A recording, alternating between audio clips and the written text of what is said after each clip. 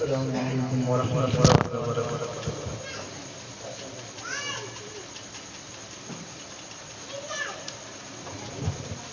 के बाद से पहले एक कथा पेश करता हूँ, समाप्त फरमाएं।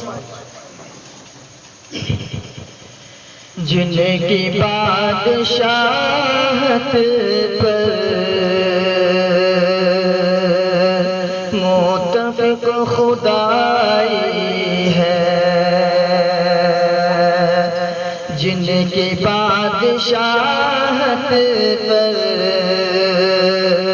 मुत्तफ़िक़ खुदाई है, जिनकी बादशाहत पर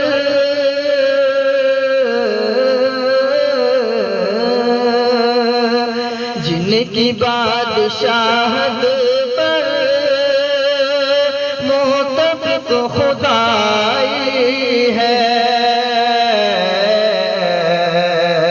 देखो उनके बिस्तर को सिर्फ एक चटाई है,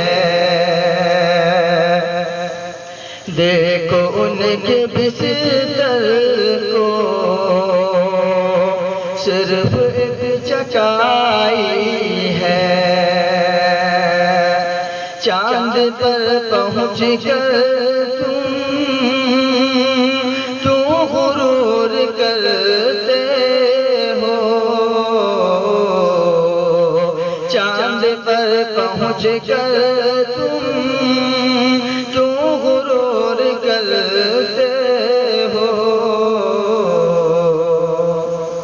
आमिना के बेटे की अर्श तक रसाई है, आमिना के बेटे की